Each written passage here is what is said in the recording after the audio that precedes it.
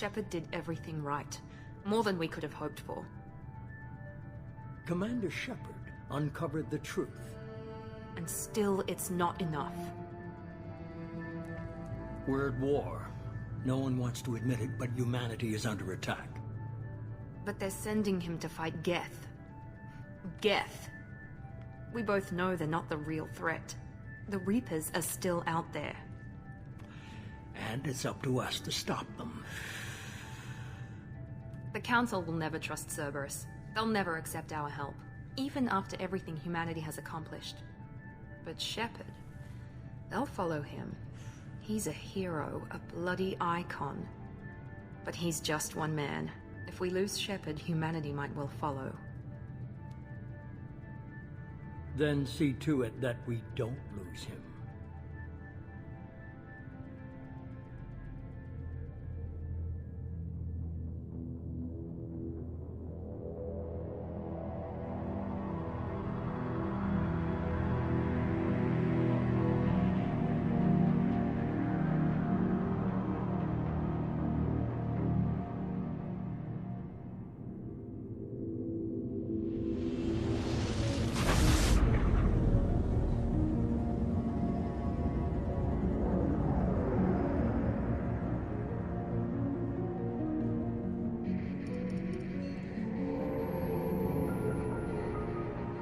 Disengaging FTL drives. Emission sinks active. Board is green. We are running silent. We're wasting our time. 4 days searching up and down this sector, and we haven't found any sign of Geth activity. 3 ships went missing here in the past month. Something happened to them. My money's on slavers. The Terminus system is crawling with them. Picking up something on the long-range scanner. Unidentified vessel. Looks like a cruiser. Doesn't match any known signatures. Cruiser is changing course. Now on intercept trajectory. Can't be. Stealth systems are engaged. There's no way a Geth ship could possibly... It's not the Geth. Brace for evasive maneuvers!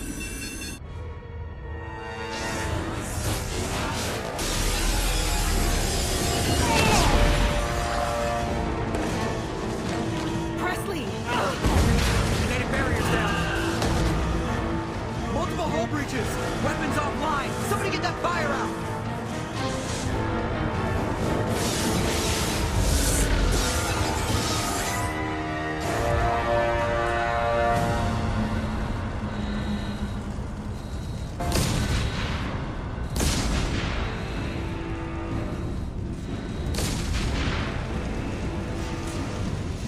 Shepard!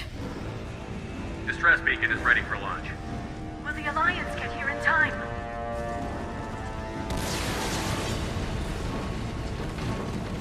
The Alliance won't abandon us.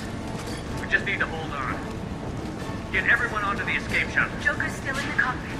He won't evacuate. I'm not leaving either. I need you to get the crew onto the evac shuttles. I'll take care of Joker. Shepard! Liara, go. Now. Aye, aye.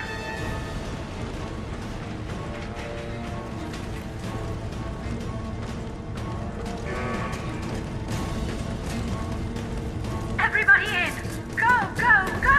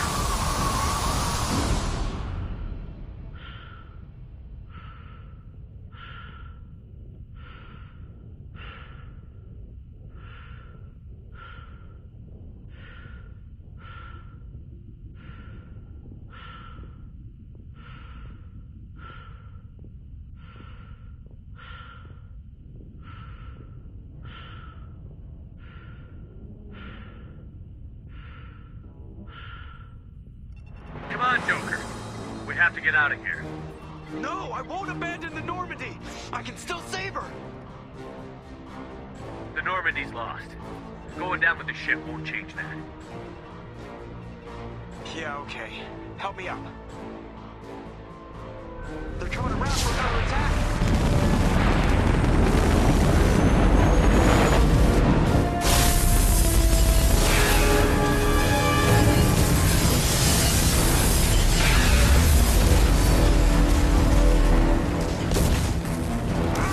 Watch the arm!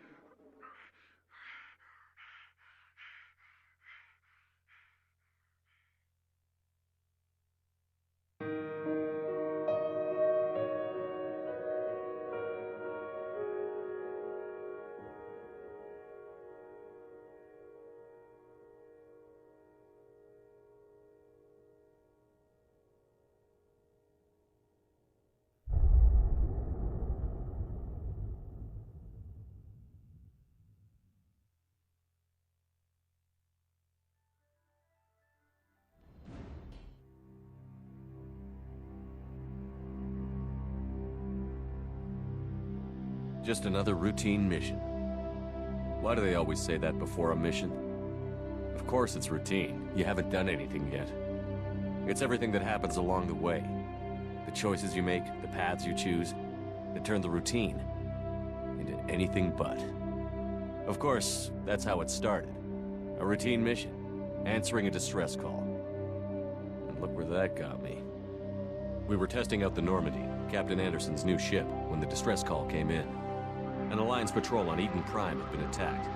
They'd seen something they couldn't explain. And whatever it was massive. I hit the ground with my lieutenant, Caden Olenko.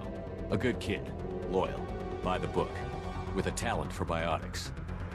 We came across the lone survivor of the patrol, Gunnery Chief Ashley Williams. A soldier to the core. Tough, disciplined, ready to take on whatever came her way. Ashley joined up with us and took us to the spot where she lost her squad. That's when we saw it. The ship. Like nothing I'd ever seen. It was massive, scorching the colony and everything around it as it blasted away. We followed the path of destruction to an artifact, a beacon left by a long-dead race called the Protheans. The colony had dug it up, and whoever attacked them had tried to take it. Chief Williams made the mistake of getting too close. It hit her with some type of energy. I grabbed her and threw her out of the way. And that's when it hit me. Hard. Every muscle in my body went rigid. I couldn't move, could barely breathe. Everything went black. And then I saw something. A vision. Dream. A nightmare. By the time I woke up, we were halfway to the Citadel on our way to meet the Council. I was expected to explain what I'd seen. Anderson came along. So did Adina, our political representative on the Citadel. With those two heavyweights, it seemed reasonable we could persuade the Council that the ship we'd seen was a potential threat, as was the individual behind the attacks. The main suspect for the Eden Prime massacre was a Turian Spectre named Saren. He'd been seen by one of the survivors from the colony at Eden Prime, and there was some evidence to suggest that the ship was connected to Saren. But even Adina's pointed accusations weren't enough to convince the Council. They just couldn't believe one of their chosen elite Spectres could be guilty of something like that. They needed proof, which meant I needed proof. Fortunately, I wasn't alone in my search. Garrus, another Turian, wanted to help. a top agent for Citadel Security. Despite orders from his superiors that he shouldn't get involved, he told me he was suspicious of Saren, and he had some useful leads. More importantly, he was willing to share them. That led me to Rex, the biggest, nastiest-looking Krogan bounty hunter I'd ever seen. He turned out to be more than just a brute. It was his intel that led to a fugitive with incriminating evidence on Saren. The fugitive turned out to be an energetic little Quarian named Tally. A tech expert with a knack for hacking, she'd procured some information on Saren. Evidence that proved Saren was dirty. Tally's evidence proved that Saren was responsible for the massacre on Eden Prime, and that the immense warship we'd spotted was in fact Saren's flagship. But it went much further. Saren was trying to find a way to bring back a race of sentient machines from dark space. Machines allegedly responsible for cleansing the galaxy of all organic life. These Reapers were blamed for wiping out all life 50,000 years ago, including the Protheans, then disappearing back through the mass relays to dark space, leaving no trace they'd ever been. That explained why Saren was after the beacon, and it made some sense out of my visions. But not much else. We couldn't convince the Council that the Reapers were a threat, but they agreed Saren had to be stopped. They stripped him of his Spectre status and gave me the honor of becoming the first human Spectre. My first task? Bring down Saren. Anderson decided to stay behind, giving up his ship, the Normandy. He told me I would need it more than he would. He also pointed me in a direction. Liara, a Prothean expert, adept in biotics, and maybe most importantly, daughter of Benezia, Saren's top lieutenant. And like most Asari, as beautiful as she is intelligent, and born with a unique ability to meld with other species. Liara was able to help me decipher some of the vision the beacon had given me. Nothing concrete, but it gave me some clues. And a new appreciation for the Asari. Her technique for accessing my vision was unexpected, but not at all unpleasant. Ashley was a little concerned about the connection I shared with Liara. As commander, I knew either relationship had the potential to interfere with the mission. I decided discretion was the better part of valor, and kept my focus on our goal, finding Saren. Thanks to Liara's help, we had our next lead, Benezia. Saren had taken her to Novaria, where he'd enslaved a dangerous race of insect-like creatures, the Rachni. He ordered Benezia to use the same technique Liara had used on me to extract information from the Rachni Queen. The Queen's drones were everywhere, and they weren't happy. We had to fight through hundreds of them to get to Benezia. By the time we arrived, Saren was gone, with the information. I tried to reason with Benezia, but Saren had indoctrinated her. He had somehow acquired the ability to control people's actions and wills. Benezia wouldn't surrender, and Liara was forced to watch her mother die in her arms. And I was left with an angry, dangerous Rachni Queen to deal with. She claimed her drones would do no harm if I released her. But the Rachni had terrorized the galaxy before. I couldn't do it. I wouldn't doom an entire species for past sins. And the Queen was true to her word. She left and took her army of drones with her. With Saren's top lieutenant dead, he was quickly running out of time and places to hide. I tracked him down at his base on Vermeer, but we soon learned it was more than a base of operations. It was a breeding ground. Saren was breeding an army of Krogan. He'd found a cure for the genophage, a disease inflicted on the Krogan to prevent them from breeding and taking over the galaxy. But the Krogan Saren was breeding were slaves, mindless beasts that obeyed Saren's will. I had to destroy the base, and all its research. Rex disagreed. Violently. Rex wanted the genophage cure for his people. I tried to convince him to help me destroy it, that these Krogan weren't real. But he wouldn't back down. Fortunately, Rex is smarter than he looks. He realized this wasn't the way to help his people, and that Saren was the real threat. When we finally got to the center of the base, I realized just how close Saren was to completing his plan. He was already in communication with the Reapers. Sovereign, Saren's flagship we'd all assumed was just a ship, was a Reaper. It spoke to me, threatened me. I could feel the menace it had for every living thing. It wanted me dead. It wanted us all dead. And I knew it was capable of doing just that. What I couldn't understand was why Saren would help it. But there was no time to think about it. Sovereign knew where we were. We had to destroy the base and get the hell out. I split up my team in 2 squads, sending Ash with one and Caden with the other as a distraction. We had a nuke, and we planned to use it. Before we could detonate the bomb, Saren showed up. We fought. I stalled him to make time for my team. And in talking to him, I realized the truth. It wasn't Saren who was indoctrinating everyone. It was Sovereign. The Reaper. And Saren was in deeper than all of them. He tried to convince me he was still in control. Said he found a way to reduce the Reaper's influence, but he was kidding himself. Or believing the lies Sovereign was telling him. Before I could convince him to stop, he ran, leaving me just seconds to extract my squad mates. I tried, but I wasn't fast enough. I could only save one of them. Ash was a good friend, and a great soldier. But I had to choose, and I chose Caden.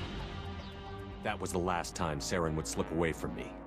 I knew then, the next time we met, one of us would die. With my team mostly intact, we chased Saren and his army to Ilos, a long-lost planet that had once belonged to the Protheans. As we prepared for what we knew would be a desperate fight, I spoke to my crew. We were just one ship, against Saren's growing army. I assured them all that despite the odds, we could defeat him. I'd never tell anyone, but I had my doubts. Leaving Ashley behind had hardened my resolve, but revealed a soft spot in my defenses. How many more friends and allies would I be willing to sacrifice in order to stop Saren? We arrived on Ilos, close behind Saren. Once on the planet, we discovered a Prothean databank that helped me put the final pieces of my vision together. The Reapers had come 50,000 years ago, and every 50,000 years before that, each time purging the galaxy of life. The Protheans had fought and died, like every species before them. But a few survived long enough to leave a parting gift. The Protheans had discovered that the Citadel was the key to controlling the mass relays. By sabotaging the Citadel, they found a way to close the relays to dark space, slowing the Reapers' return, giving us the time we needed to find a solution to stop the Reapers once and for all. Saren knew this.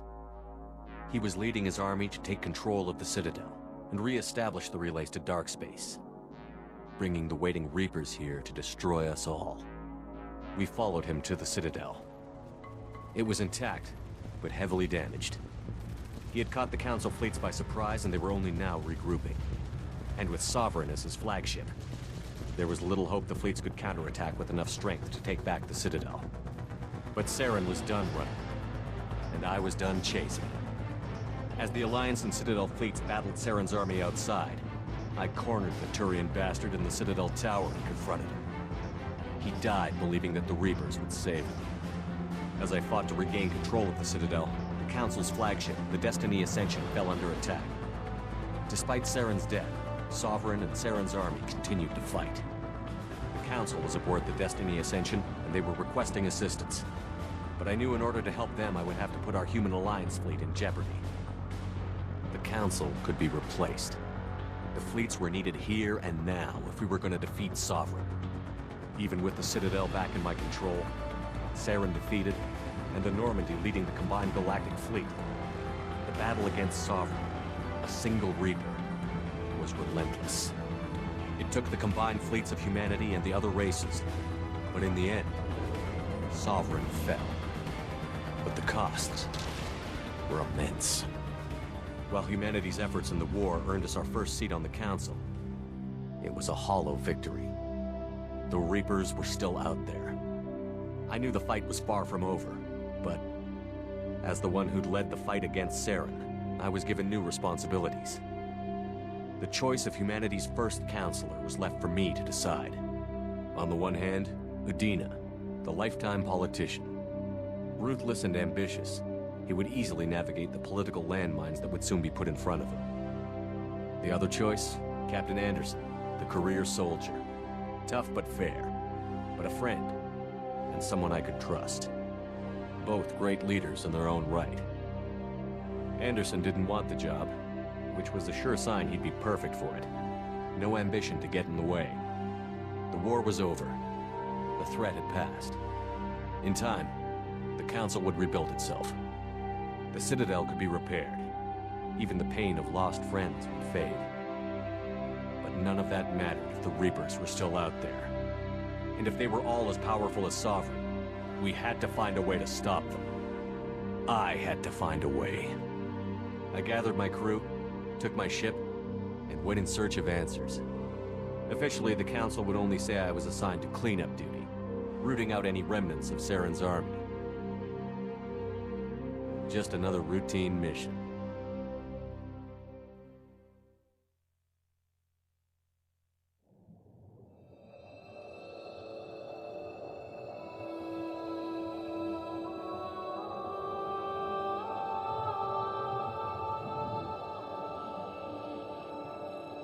Commander Shepard has been recovered. The Lazarus Project will proceed as planned.